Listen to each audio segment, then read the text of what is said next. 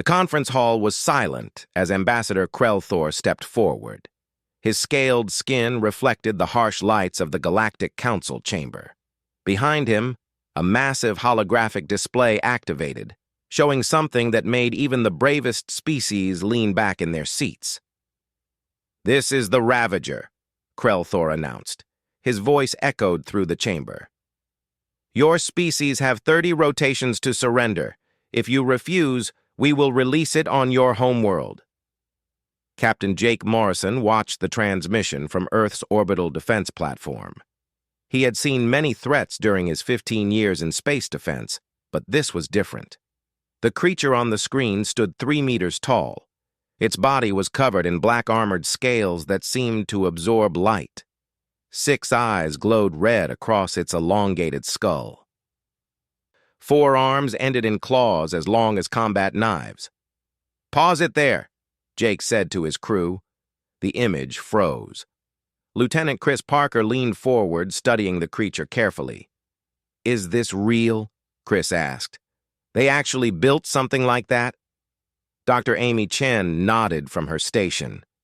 She was the platform's chief xenobiologist, brought on board specifically to study alien life forms. "The genetic markers are consistent with Vrexian bioengineering. They've combined DNA from at least 20 different predator species, all of them from high-gravity death worlds." Jake rubbed his temples. "Give me the breakdown." Amy pulled up her analysis. "The scales are harder than titanium. Thermal and electromagnetic vision across multiple spectrums. It can survive in vacuum for short periods. The claws secrete a neurotoxin that paralyzes most carbon-based life within seconds, and it regenerates. Severe wounds heal in hours." "Weaknesses?" Jake asked. Amy hesitated. "None that I can identify from this footage. The Vrexians have been refining this design for decades. They've tested it on 12 worlds. All of them surrendered within days." Chris stood up and paced the command deck. "What about our weapons? Plasma rifles? Railguns?" "Might slow it down," Amy said. "But killing it? That's another question entirely." Back at the Galactic Council, Megan Torres sat in Earth's diplomatic chair. She was humanity's representative, chosen for her calm demeanor and sharp mind. Right now, both were being tested. The other council members whispered among themselves. Some looked afraid, others looked resigned. "The Vrexians have done this before," the Quillari ambassador said quietly. Her species had faced the Ravager 2 years ago. They surrendered after it killed 300 civilians in a single day. "There is no fighting it, only acceptance." Megan activated her communication link to Earth. "Command, I need options. The Council is pushing for surrender." General Ryan Blake's face appeared on her screen. He was in the Colorado Military Command Center, surrounded by tactical displays and anxious officers. "We're analyzing the footage now. Tell the Council we need time." "They're giving us 30 rotations," Megan said. "That's about 42 Earth days." "We'll need every second," Ryan replied. Krelthor raised his hands for silence. "Humanity has been given the same offer as the others. Surrender your world peacefully and become a Vrexian protectorate. Refuse, and the Ravager will hunt your species until you beg for mercy. We are not cruel. We are simply efficient." Megan stood. Her voice was steady. "Earth requests the full 30 rotations to consider your offer." Krelthor smiled, showing rows of sharp teeth. "Of course, use your time wisely, human. Study the footage. Understand what you face. Then make the logical choice." The transmission ended. The council chamber erupted in debate. Some species argued for intervention. Most remained silent. The Vrexians were powerful, and no one wanted to make enemies of them over humanity. Megan left the chamber and returned to her quarters. She pulled up Earth's military assessment on her personal terminal. The reports were not encouraging. Every simulation showed the same result. A single Ravager could tear through fortified positions. It was too fast, too strong, and too smart. 3 days later, The Vrexian ship entered Earth's orbital space. Jake watched it approach on his sensors. It was massive, designed for planetary assault. His defense platform had weapons that could damage it but not destroy it, not before it completed its mission. "They're launching something," Chris said. His voice was tight. On the main screen, a small pod detached from the Vrexian ship. It was smooth and black, designed for atmospheric entry. Jake's sensors locked onto it automatically. "Trajectory analysis?" he asked. "Montana," Chris replied. "Rural area, low population density. They're putting it far from our cities." "Smart," Amy said. "It can hunt without interference. Build up its body count slowly. Create fear." Jake opened a channel to the Vrexian ship. "This is Captain Morrison of Earth Defense. Remove that pod immediately or we will engage." Krelthor's face appeared on screen. "You may fire if you wish, Captain, but the pod is reinforced. Your weapons cannot destroy it before it reaches the surface. The Ravager is already awake inside, already hungry." Jake slammed his fist on the console. "All batteries, target that pod." Railgun rounds and plasma bursts filled the space around the descending pod. Some hit their mark. The pod's shields flared but held. It continued its descent, picking up speed as it entered the atmosphere. "Impact in 90 seconds, Chris said. "Montana wilderness, 20 kilometers from the nearest town." Amy pulled up a map. "There's a research outpost in that area. 3 people, geological survey team." Jake tried to reach them. The communication channel opened, but only static came through. He tried again. Nothing. The pod hit the ground with enough force to register on seismic sensors. For a moment, nothing happened. Then the pod split open like a flower. The Ravager emerged. It stood in a clearing, its 6 eyes scanning the forest around it. It inhaled deeply, processing scents. Then it tilted its head back and released a sound that was part roar, part screech.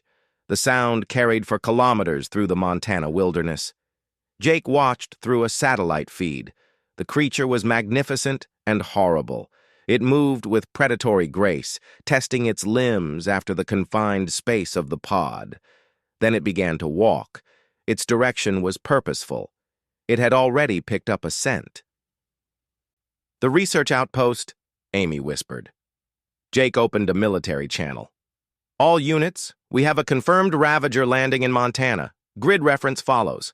I want teams on site in 30 minutes. "Negative." Ryan's voice cut in. "Air support only. No ground teams until we know what we're dealing with." Jake wanted to argue, but knew Ryan was right.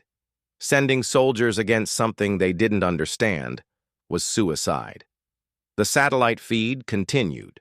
The Ravager reached the research outpost in under an hour. The small building never stood a chance. The creature tore through the reinforced walls like paper. The SCR General Ryan Blake stared at the tactical display in the Colorado Command Center. Red markers showed where the Ravager had struck in the past 3 days. 5 locations, 14 dead, 23 wounded. The creature was moving toward populated areas, and every attempt to stop it had failed. "Show me the last engagement," Ryan ordered. A video feed appeared on the main screen. Lieutenant Kevin Rogers and his Special Forces team had set up an ambush near a mountain pass. They used experimental plasma weapons, the kind designed to cut through starship hulls. The Ravager walked straight into their kill zone. "Fire!" Kevin's voice came through the recording. Blue-white plasma bolts hit the creature from 3 directions. Its armored scales cracked under the assault. The Ravager screamed and collapsed, black blood pooling beneath it. For 30 seconds, it didn't move. "Target down," one soldier reported. Then the Ravager twitched. Its wounds began to close. The cracked scales regenerated, pushing out the damaged sections. Within 2 minutes, it was standing again, and it looked angry. The creature moved faster than the cameras could track. It killed 3 soldiers before Kevin ordered the retreat. His team barely escaped, and only because the Ravager seemed content to let them run. It was playing with them. Ryan stopped the video. How long until it reaches Denver? At its current pace, 72 hours, an analyst replied. But it's not taking a direct route. It's hunting, testing our responses. Then we need a new approach, Ryan said. He opened a communication channel. Get me Dr. Warren. Lisa arrived at the command center 4 hours later. She had been in the field, tracking the Ravager's movement pattern. Her clothes were dirty from hiking through rough terrain, but her eyes were sharp. You've studied predators your entire career, Ryan said without preamble. Tell me how to kill this thing. Lisa set her tablet on the conference table. You can't. Not with conventional weapons. Not quickly enough. That's not helpful. I'm not finished. Lisa pulled up a map. The Ravager is avoiding certain areas. Look at these coordinates. It circles around them, sometimes going several kilometers out of its way. Ryan leaned forward. Why? That's what I wanted to find out. Lisa zoomed in on one location. This is a wildlife preserve, Montana Wilderness Protection Zone. The Ravager's tracks stop at the boundary line, then veer off. Maybe it's strategic, Kevin suggested. He had joined the meeting with his remaining team members. Avoiding open areas where we could hit it from the air. That's what I thought too, Lisa said, until I went there myself. She pulled up photos from her field investigation. Claw marks on trees, but not from the Ravager. These were smaller, closer to the ground, digging marks in the earth, a distinctive musky scent trail. Something else lives in that preserve, Lisa said. Something the Ravager doesn't want to confront. What could possibly scare that thing? Ryan asked. Lisa smiled. A honey badger. The room fell silent. Several officers exchanged confused looks. A what? Kevin finally asked. Honey badger? Scientific name Mellivora capensis, native to Africa, but there's a rewilding project in Montana. They've been breeding them for eventual release across suitable North American habitats. Lisa pulled up a file. This particular animal is named Hank, 14 kilograms, 5 years old, and according to park rangers, absolutely fearless. Ryan rubbed his face. You're telling me this alien superweapon is afraid of a badger? Not afraid, Lisa corrected. Cautious. And there's a good reason.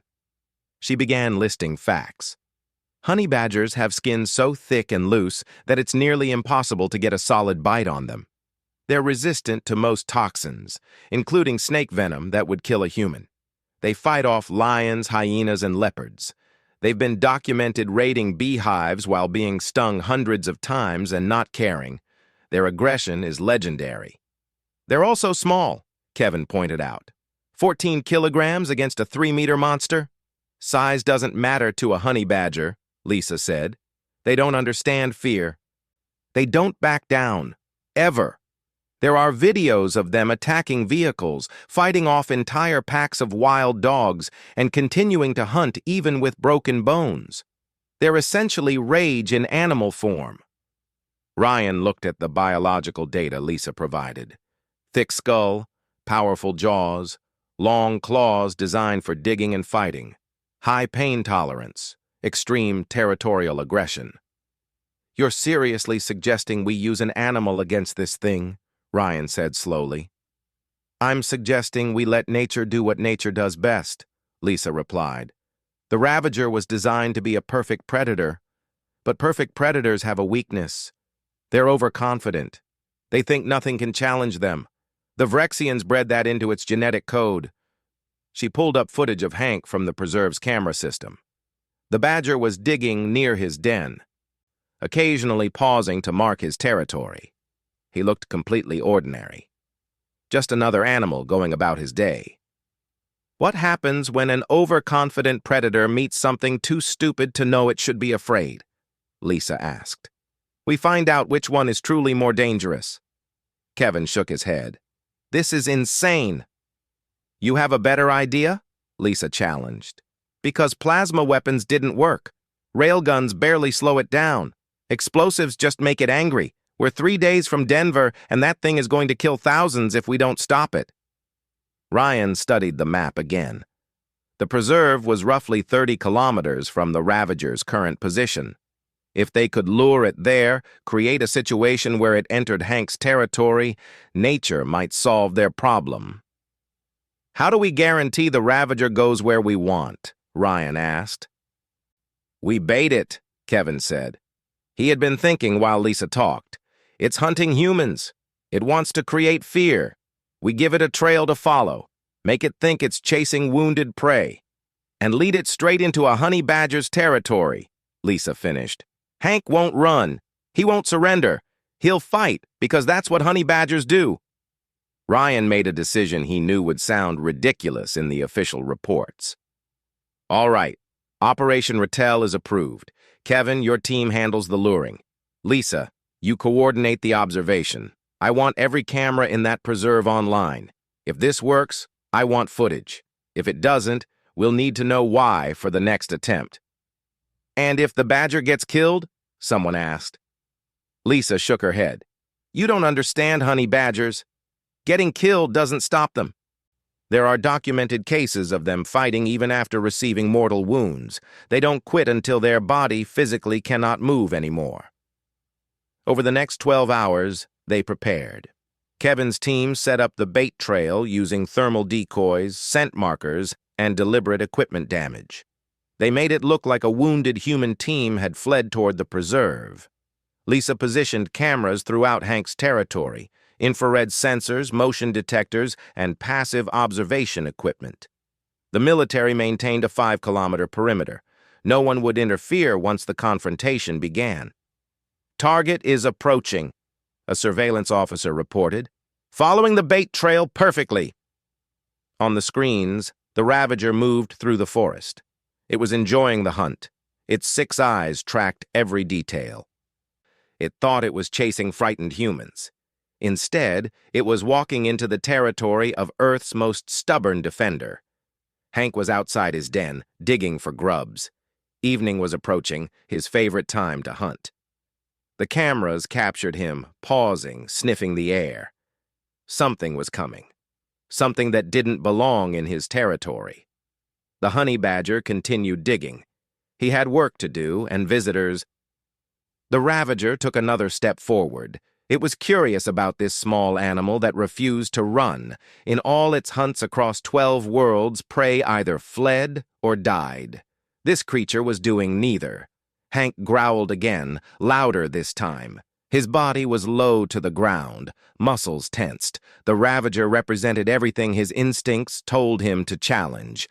Large predator, wrong territory, threat to his den. The creature reached down with one clawed hand, as if to swat the badger aside. It was a casual gesture, the kind a human might use to brush away an insect. The claws gleamed in the fading sunlight, each one capable of tearing through combat armor. Hank charged. In the command center, every person leaned closer to their screens. The badger moved with shocking speed, closing the distance in seconds. The Ravager, surprised by the sudden aggression, completed its swipe. The blow should have killed any animal Hank's size. Instead, the claws caught only loose skin. Hank's hide slid under the strike, and the badger used the momentum to lunge upward. His jaws clamped onto the Ravager's forearm with crushing force. The creature roared in pain and surprise. "Did you see that?" Kevin said. "The claws didn't penetrate?" "Thick skin," Lisa explained, her eyes never leaving the screen. "The loose hide means slashing attacks slide off. The Ravager needs a solid grip to do damage, and Hank isn't giving it that chance." The Ravager tried to shake the badger off. It swung its arm violently, slamming Hank against a nearby tree. The impact would have killed most animals. Hank's jaws tightened. He was angry now. Using his powerful legs, Hank climbed up the Ravager's arm. His claws found purchase in the joints between armored scales. The creature tried to grab him with another hand, but the badger was too quick. He reached the shoulder and went for the eyes. "Classic honey badger tactic," Lisa narrated. "They always target the eyes and face. Disable the predator's ability to see and fight. The Ravager's defensive instincts kicked in. It brought all 4 arms up to protect its head, but that meant it couldn't attack effectively. Hank was on its back now, biting at the base of the skull where the armor was thinner. The creature's neurotoxin should have paralyzed Hank by now. The claws had definitely broken skin, but the badger showed no signs of slowing. If anything, he was fighting harder. "The toxin resistance is working," Amy reported from her station. She had been monitoring Hank's vital signs through a remote sensor Lisa had planted near the den weeks ago. "His heart rate is elevated, but his nervous system is compensating for the venom." The Ravager spun in circles, trying to dislodge its attacker. Hank held on. He bit, clawed, and twisted. When the creature finally managed to throw him off, Hank landed on his feet and immediately charged again. This time the Ravager was ready. It kicked out with a powerful leg, catching Hank in the ribs. The badger flew backward and hit the ground hard. For a moment, he didn't move. "Get up," Lisa whispered. The Ravager approached cautiously. It had learned respect for this small mammal. The creature leaned down, 6 eyes focused on the fallen badger. Perhaps this odd prey was finally defeated. Hank's eyes opened. He rolled to his feet with a snarl. Blood matted his fur, and he was clearly injured. But he charged again without hesitation. "He's hurt," Kevin said. "Those ribs have to be broken." "Honey badgers don't care about broken ribs," Lisa replied. "They've been documented fighting with far worse injuries." The battle continued. The Ravager's armored scales were now scored with claw marks. Dark blood dripped from a dozen wounds. Its regeneration was working, but not fast enough. Hank didn't give it time to heal. The badger went low, attacking the Ravager's legs. The creature tried to stomp him, but missed. Hank's teeth found the softer tissue behind the knee joint. The Ravager stumbled. For the first time in its existence, the bioengineered predator felt something it had never experienced before. Not pain, it had felt pain. This was different. This was doubt. The small mammal should be dead. It had been hit multiple times with enough force to shatter bones. It had been exposed to neurotoxin that could drop a war beast in seconds, yet it kept coming, kept attacking, kept fighting with undiminished fury. The Ravager made a decision. It turned and ran. In the command center, absolute silence fell. Then someone started laughing. Then another. Within seconds, the entire room erupted in shocked laughter and cheers. "It's running," Ryan said in disbelief. "The Ravager is actually running!" On screen, the massive alien predator fled through the forest. Behind it, Hank gave chase for about 200 meters before stopping. The threat had left his territory. That was all that mattered. He had defended his home. The badger limped back to his den. He was bloody, bruised, and probably had several broken bones. But he had won. He curled up in his favorite spot and began grooming his wounds, completely unconcerned with the historical significance of what just happened. "Get me medical on site," Lisa ordered. "I want a vet team checking Hank as soon as possible." "Already on it," Ryan said. "That badger just earned the best veterinary care Earth can provide." Kevin replayed the footage, watching the battle again. "I've seen combat across 3 continents. I've watched soldiers hold positions against impossible odds. But I've never seen anything like that. 14 kilograms of pure stubbornness." "That's what Earth produces," Lisa said quietly. "We're a planet where survival means never giving up, where the size of the fight in you matters more than your size. Every species here learned that lesson. Hank just taught it to the galaxy." Amy was analyzing the biological data from the fight. "The Ravager's wounds are severe. It's burning through energy trying to regenerate. That fight cost it more than any previous engagement. Its efficiency is compromised." "Where is it now?" Ryan asked. Satellite tracking picked up the creature's thermal signature. "Heading northwest, away from populated areas. It's not hunting, it's retreating." "Keep tracking it," Ryan ordered. But don't engage. I want to see where it goes." Over the next 6 hours, they watched the Ravager's behavior change. It avoided open areas. It flinched at sounds. When a deer crossed its path, the creature that had killed dozens of humans let it pass without attacking. "It's traumatized," Lisa observed.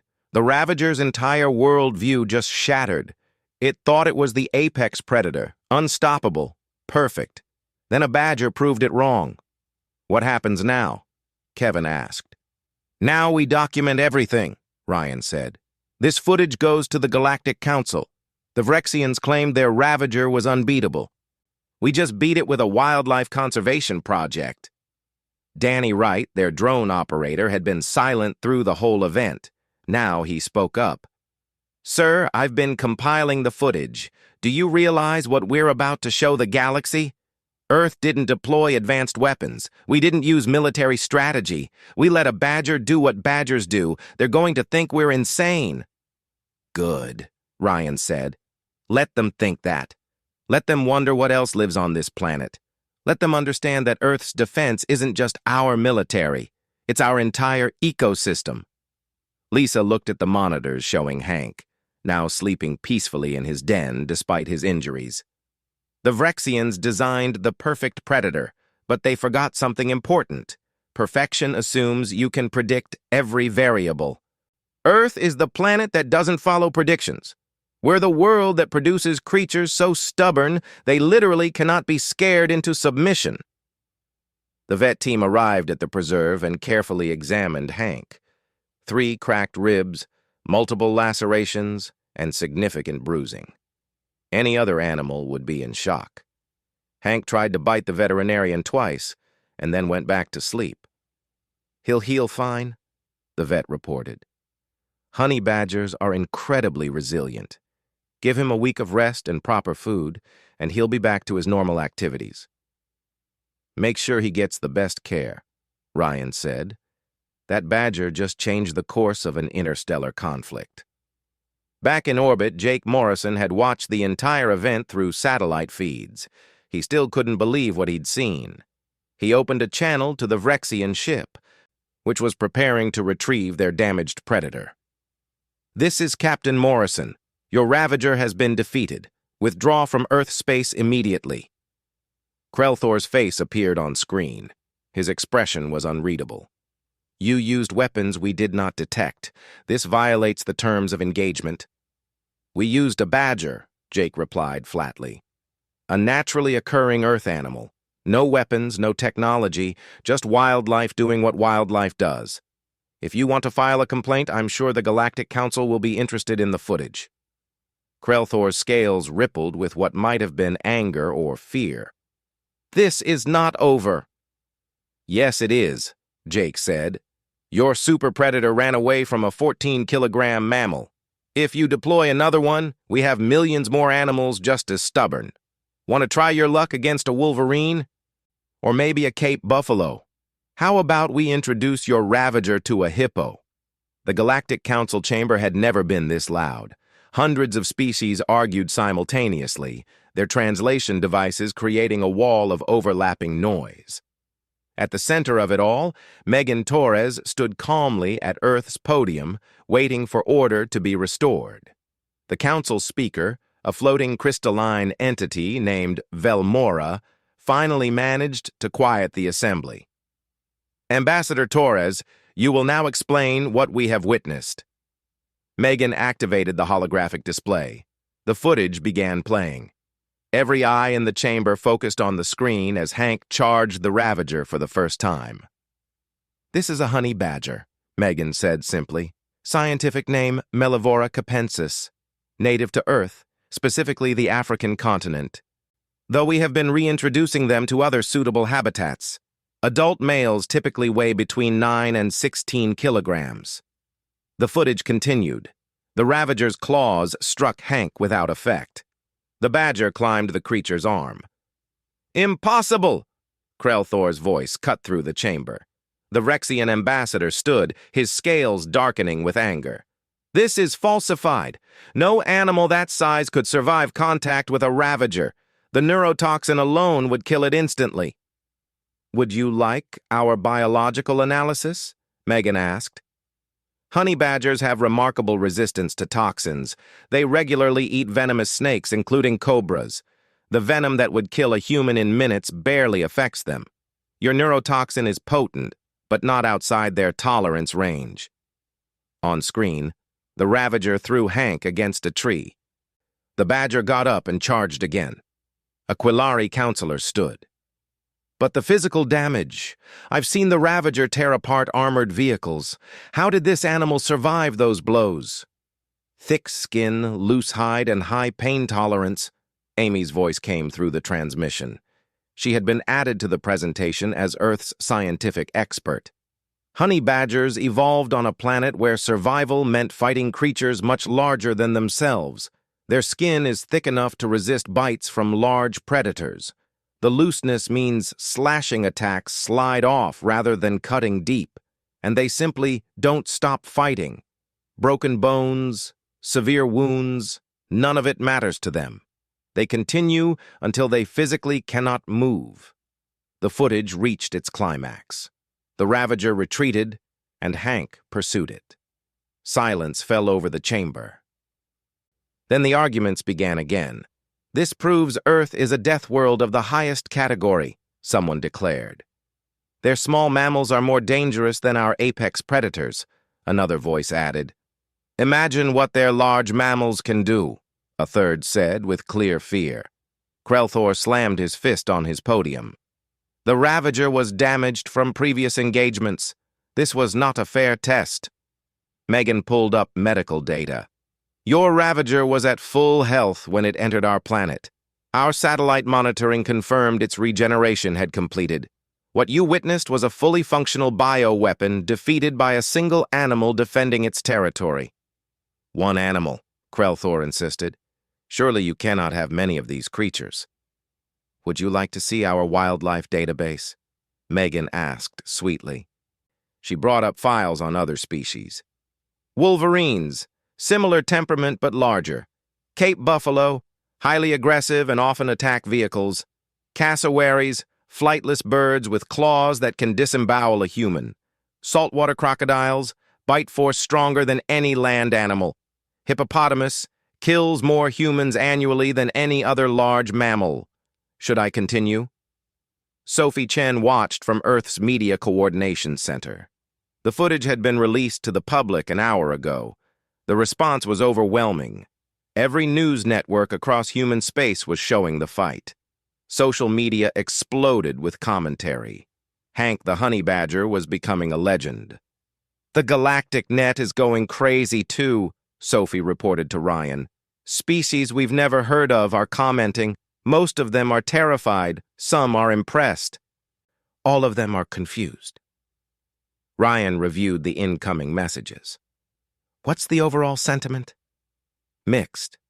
The herbivore species see us as potential allies. The predator species are disturbed that we would weaponize our wildlife. The neutral species are trying to understand our strategic thinking. Sophie paused. Sir, one message stands out. It's from the Quillari. They're thanking us. The Quillari had been victims of the Ravager 2 years ago. Their ambassador, Nina Foster, had watched the footage 3 times. For her people, seeing the creature defeated meant hope. Maybe the Vrexians weren't invincible after all. Back at the council, Krelthor was making a fatal mistake. His pride wounded, his superweapon humiliated, he escalated the threat. Very well, he announced. If 1 Ravager is insufficient, we will deploy 50. Let us see how your animals fare against a full assault. The chamber went silent. Even Krelthor's allies looked uncomfortable with this proposal. Megan's expression didn't change. Before you make that decision, Ambassador Krelthor, I should inform you of something important. The honey badger that defeated your Ravager was a conservation animal. It lives in a protected preserve far from civilization. It was not trained, not enhanced, not weaponized.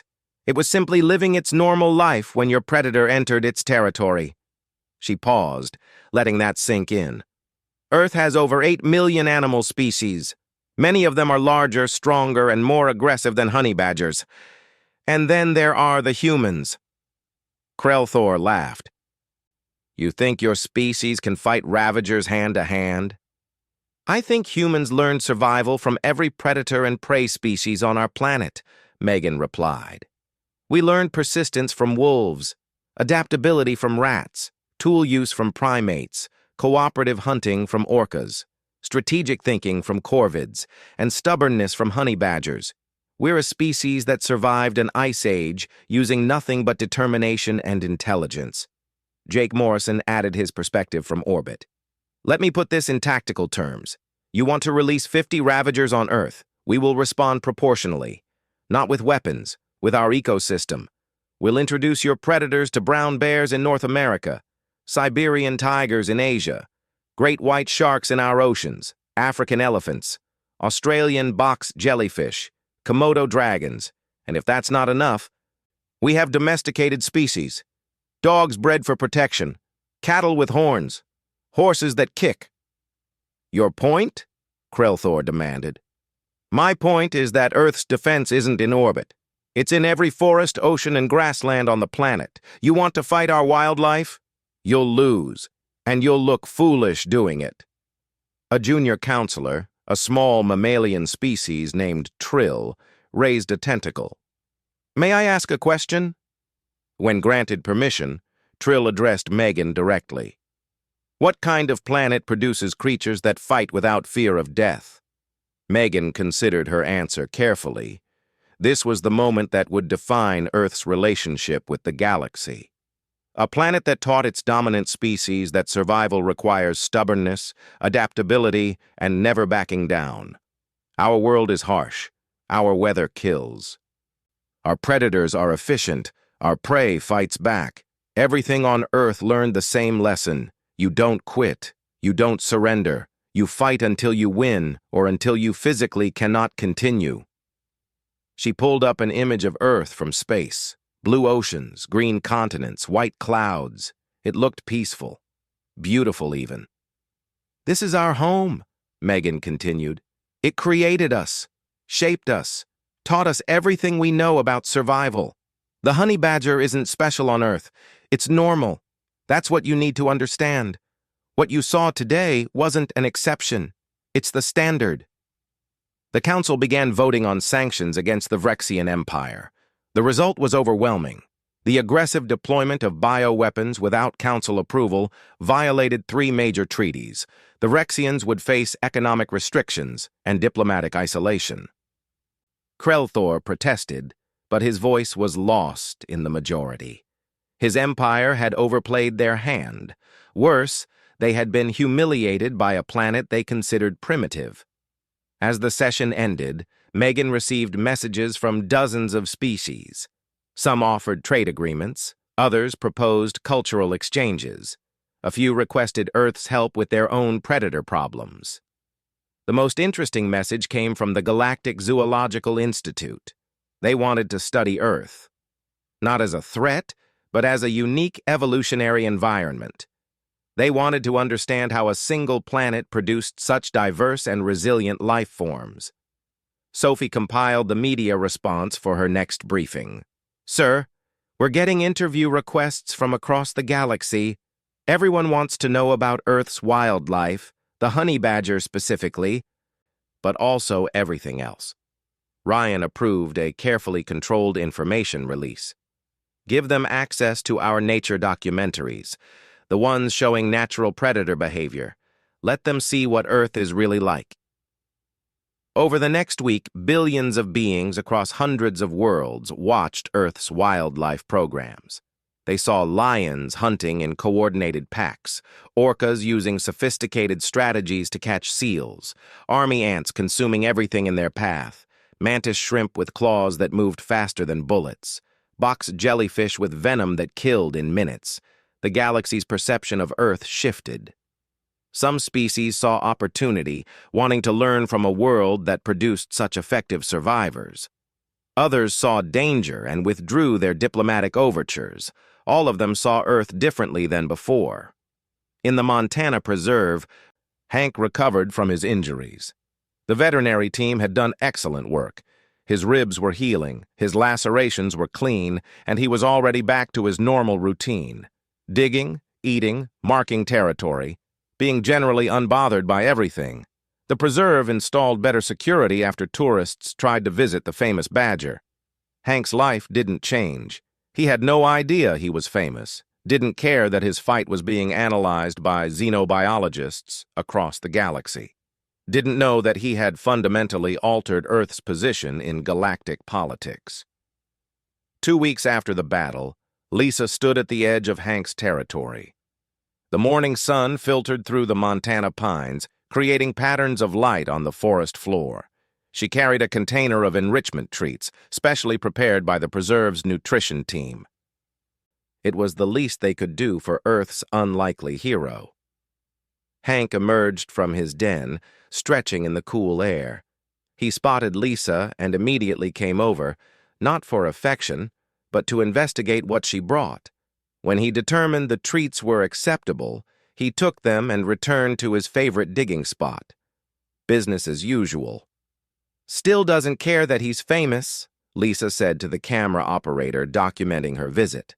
Tyler Brooks adjusted his equipment, capturing footage for his documentary. He had spent the past week filming Earth's wildlife, creating a comprehensive overview for galactic distribution. The project was approved by every major government on Earth. If the galaxy wanted to understand humanity's home, they should see it properly. "How many requests have you gotten?" Tyler asked while filming Hank's normal activities. "For interviews? About 200, Lisa replied. "From xenobiologists, military strategists, evolutionary scientists. Everyone wants to understand what makes Earth different." "And what do you tell them?" Lisa watched Hank dig with single-minded determination. "I tell them that Earth didn't develop life to be impressive. It developed life to survive.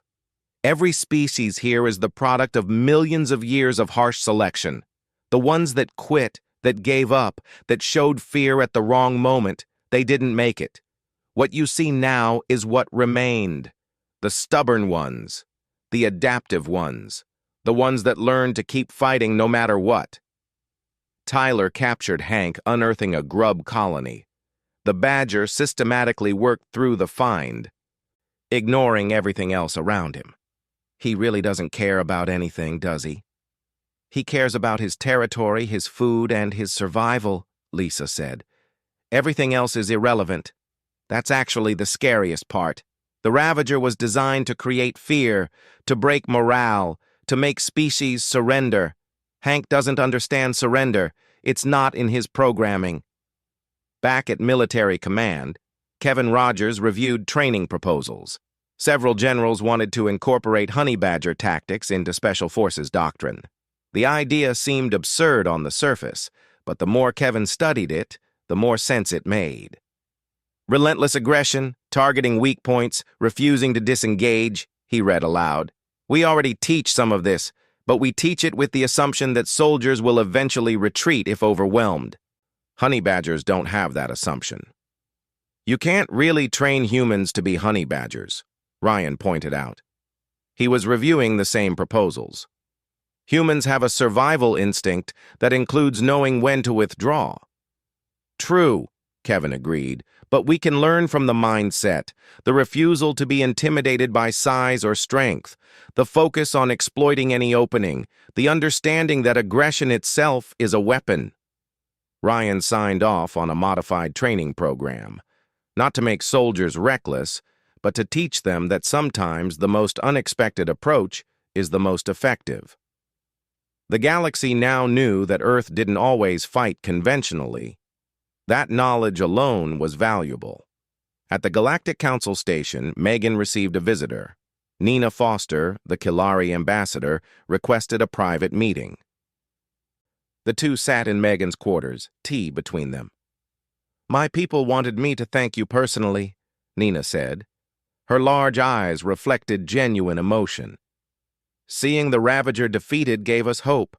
We thought they were invincible." "They're not," Megan replied. "The Vrexians designed something impressive, but they forgot a fundamental truth. Nature doesn't care about engineering. Evolution has been refining predators and prey for billions of years. Whatever the Vrexians created, Earth probably has something similar that developed naturally. Nina sipped her tea carefully. Your planet frightens many species. You know this? I've received the diplomatic communications, Megan said. Some species want distance. I understand. But others see opportunity, Nina continued. The peaceful species, the ones who have been victims of aggression, they see Earth as a potential protector, a world that cannot be intimidated. We're not looking to be the galaxy's police force, Megan said carefully. I know, but your existence changes the balance of power. The aggressive empires thought military might was absolute. You proved it's not. That matters more than you realize. Their conversation was interrupted by an incoming message. The Galactic Zoological Institute had completed their preliminary assessment of Earth. They were requesting permission to establish a research station in neutral orbit, dedicated to studying Earth's evolutionary patterns. Megan read the proposal. They want to understand how death worlds develop such diverse life. Will you approve it? Nina asked. Probably. If they're going to study us, better to cooperate and control the narrative. Megan made a note to discuss it with Earth's Science Council, though I imagine they're going to be surprised by what they find. On Earth, Amy Chen led a team of scientists preparing data for the Zoological Institute. They compiled information on evolutionary pressure points, extinction events, and adaptive radiation. The picture that emerged was clear. Earth was a planet where nothing came easy and everything fought to survive. Look at this chart, Amy showed her colleague. Mass extinction events every few million years, climate shifts, continental drift, meteor impacts. Earth doesn't just have harsh conditions. It has constantly changing harsh conditions. Species that couldn't adapt died out. The ones that remained learned to handle change. And humans are the ultimate expression of that, her colleague added. We adapted to every climate zone on the planet. Deserts, frozen tundra, tropical rainforests, high mountains. We learned to eat almost anything, use almost any material, survive in environments that should kill us. Because we learned from everything else on the planet, Amy said. We watched how different species solved problems and incorporated those solutions. We're not the strongest or fastest, but we're the most adaptive. We learned stubbornness from badgers, persistence from wolves, and innovation from corvids. Earth didn't just create us, it taught us. Sophie Chen coordinated Earth's media response to the growing galactic interest. The nature documentaries were a huge success. Species across the galaxy watched with fascination and horror as Earth's predators hunted, fought, and survived. We're getting interesting feedback, Sophie reported to Ryan. Some species find our predators beautiful, others are having nightmares. One herbivore race has started teaching their children about honey badgers as examples of courage. Any negative responses we need to worry about? Ryan asked. The usual from aggressive empires. They're trying to paint Earth as a threat, but most species see us as fascinating rather than dangerous. As long as we stay on our planet and don't start conquering others, we're actually gaining diplomatic capital.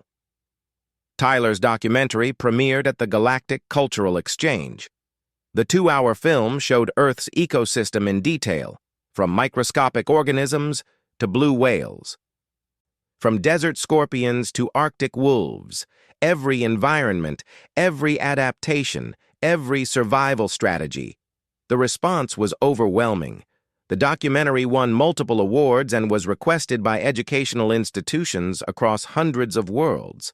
Most importantly, it changed how species viewed Earth, not as a primitive backwater, but as a unique evolutionary laboratory that produced life forms of exceptional resilience.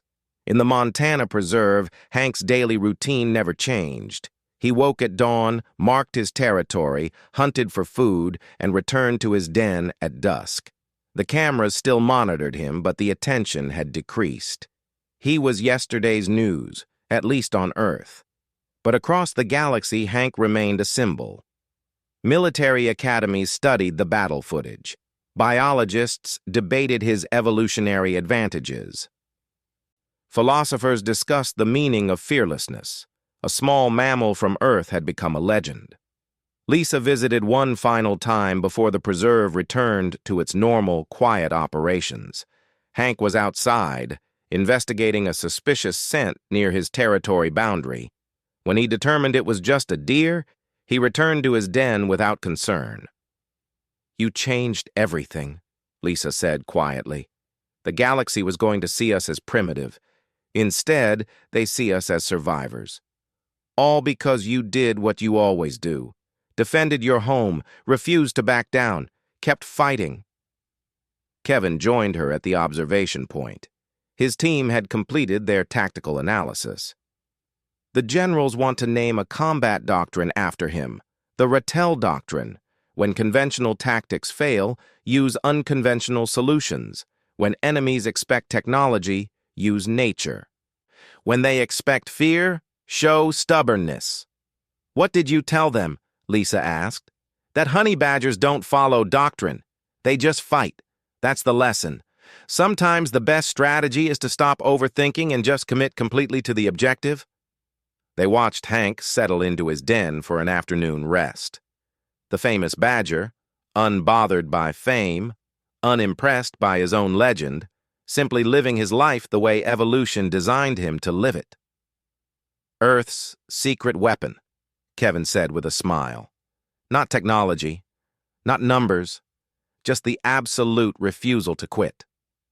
"Every species here has that quality to some degree," Lisa replied. "Humans included.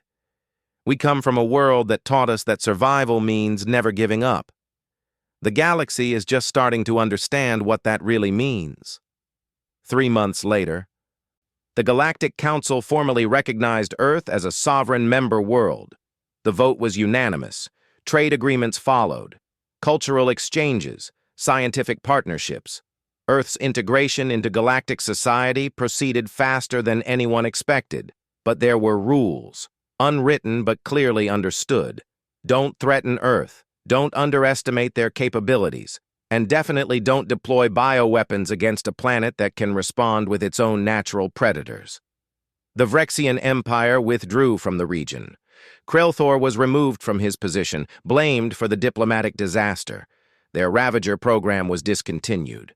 The creatures were too expensive to maintain, and the psychological impact of Earth's victory made them ineffective as weapons. No species would surrender to a predator that lost to a badger.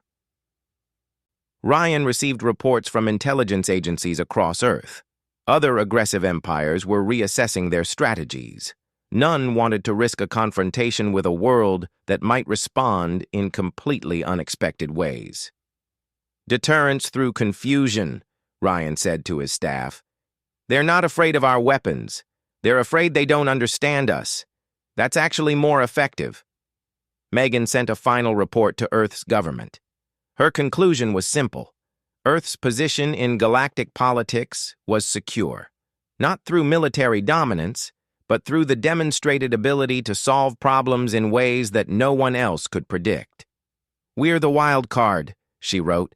"The species that doesn't follow conventional patterns. That makes us valuable as allies and dangerous as enemies."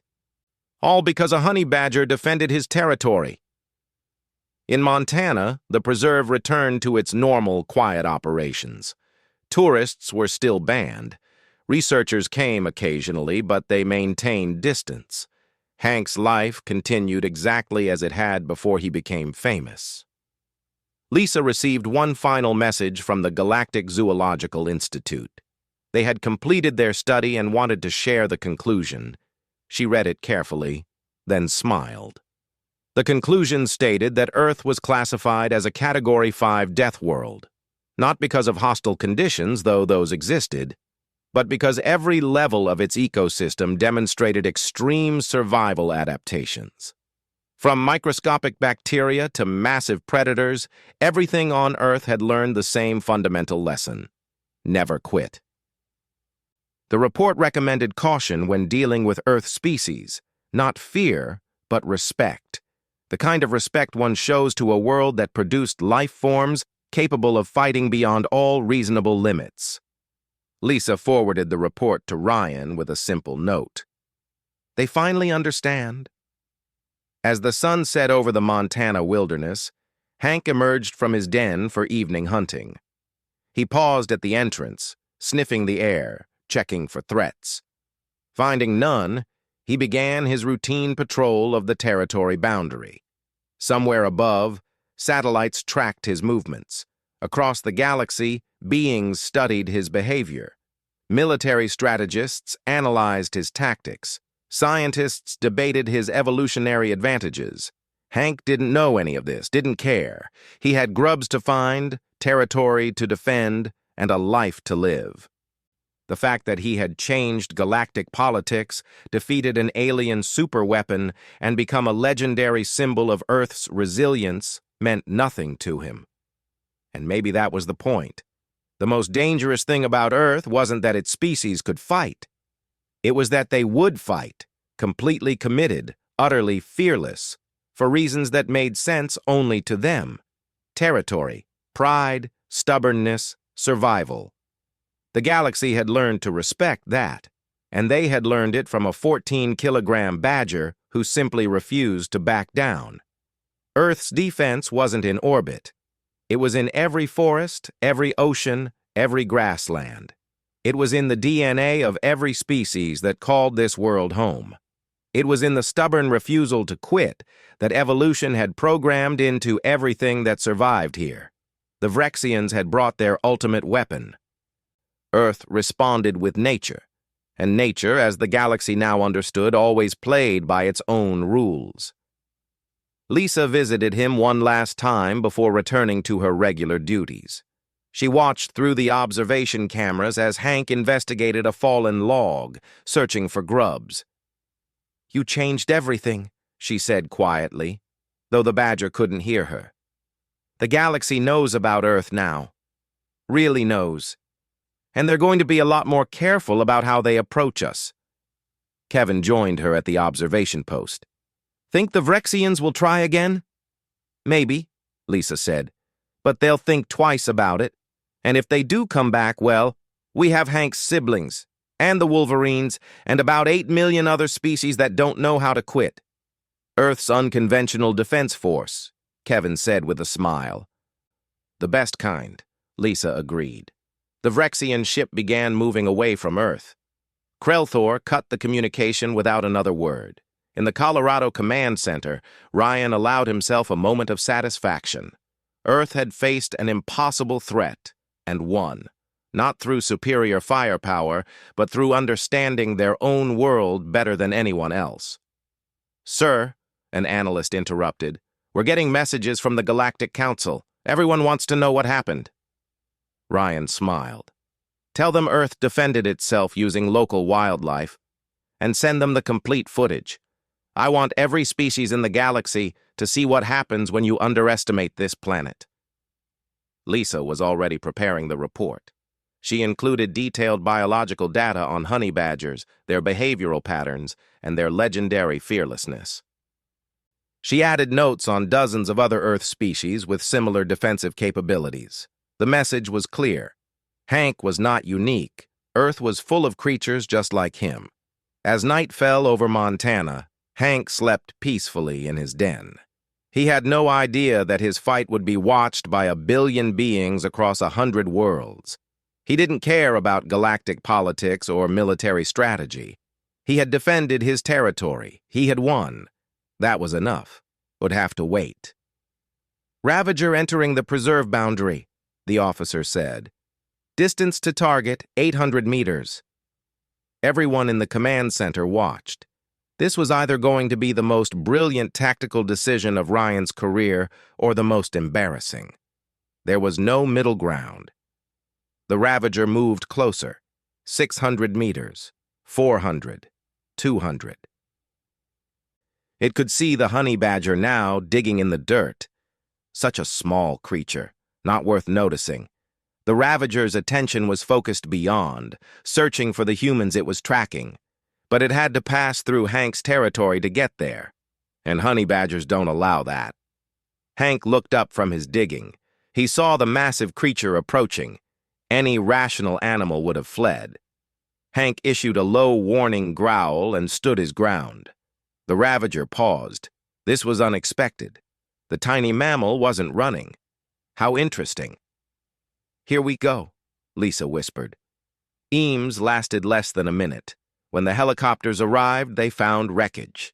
The Ravager was gone, vanished into the forest. It had left a trail, though.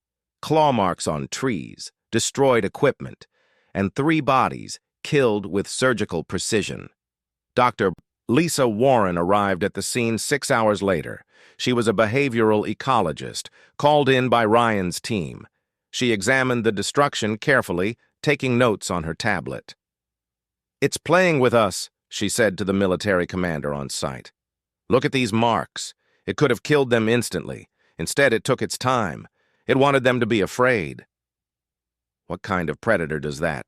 the commander asked. Lisa looked up at the darkening sky. "One that's never lost. One that thinks it's already won." Somewhere in the Montana wilderness, the Ravager continued its hunt. It had tasted human fear. Now it wanted more. The creature didn't know it yet, but it had just entered the wrong planet. Earth had its own predators, and some of them didn't know how to quit.